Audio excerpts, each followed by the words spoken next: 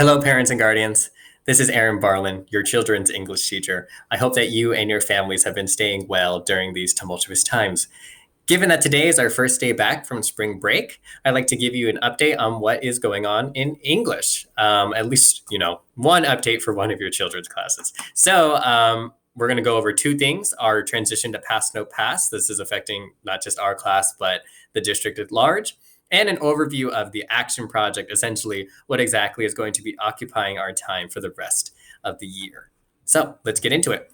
So Pass No Pass. I'll get into the logistics in a second, but let's talk timeline first. So our eye on the prize, as was the case before school closure, was what that end of the semester grade is going to look like. That end of the semester grade will now read as pass or no pass.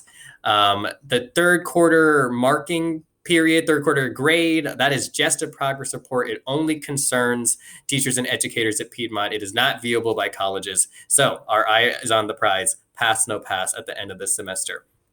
Pass, no pass will be determined by all of the assignments that have taken place during school closure.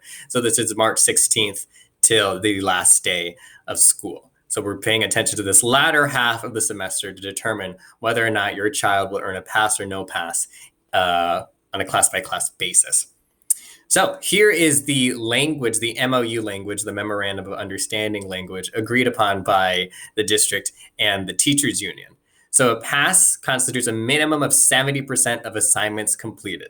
That means of the total number of assignments that were assigned, 70% of them were completed. They received a sufficient grade. That means that they passed. And I'll talk about sufficient and non-sufficient in just a second. Schoology will not display letter grades or points. So that means your child will have to be keeping track of their progression of completion themselves. You could also pop into Schoology and check that degree of completion, making sure that they're on track to complete 70% of assignments completed, which essentially means just complete everything that you possibly can, because teachers aren't entirely sure what exactly their total number of assignments will be by the end of the semester. And we've also been it was suggested to us not to share that number, so that, motivation stays high, right? Let's not pick and choose what needs to be done. Let's just give it our best on all fronts, teachers and students alike. So sufficient, not sufficient is the way every assignment is going to be graded. It either is sufficient or it isn't. That means there was some sort of degree of completion that was agreed upon that was determined by the teacher, and was made clear to the student. And when they meet that level of expectation, they receive a sufficient grade. If it is not sufficient, that means that performance on whatever assignment that was below expectations. So the students will have the option of trying again, depending on the teacher. The language allows teachers to allow an opportunity to redo assignments, for students to redo assignments. In English, they are allowed to redo, but teachers for different classes will have different decisions about that. So every assignment at the end of the day will be graded either sufficient or not sufficient. No points will read with that, no grades, only feedback. Only written feedback viewable in the gradebook. Okay, and teacher may ask students to redo or revise. That's a decision that will be made on a teacher by teacher basis. Again, for English, you may turn in assignments late. You may try again as need be. Okay, so that is the logistics of pass, no pass. So let's talk about the fun and important stuff. What exactly are we doing with our class the rest of this year? Well, this is, not to sound too dramatic, the moment of truth. As many of you heard and understood at Back to School Night, this entire year has been following a trajectory of domains as delineated by Teaching Tolerance, right? The organization of social justice education around which this course is designed, and from which the district's LCAP goals also emerge. So we've been reading all of these texts within these different domains to prepare us for this last domain, this action domain. Students are going to be addressing issues within their personal spheres of influence in order to synthesize English skills and concepts and social justice skills and concepts.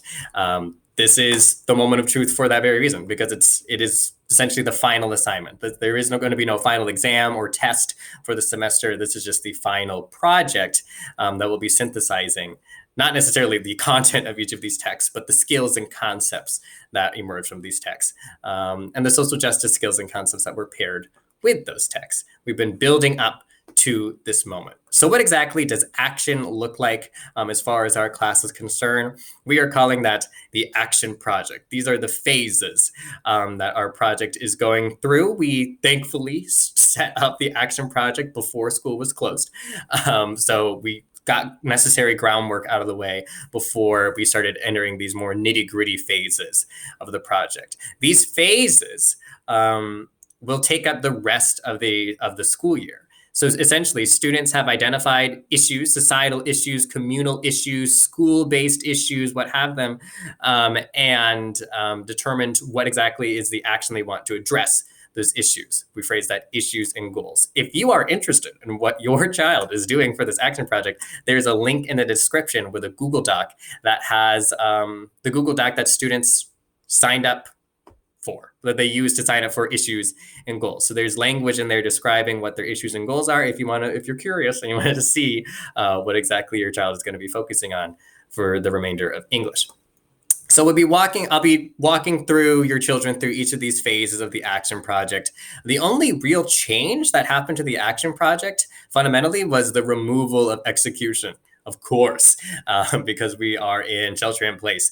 We are in quarantine, but we are still preparing projects for a normal world, not a COVID world, but a normal world. We're imagining as though we're still in a normal world, and therefore we're preparing a project for an inevitable return to some semblance of normalcy, ideally.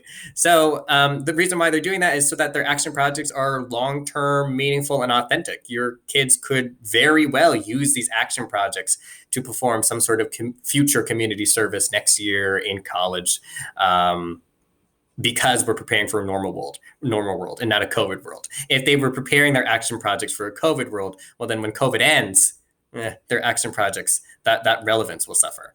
But it won't, because we're focusing on preparing for a normal world. But please don't worry. We're not actually going to execute these projects this year. I'm not asking anybody to leave their houses or shake hands or things like that with strangers.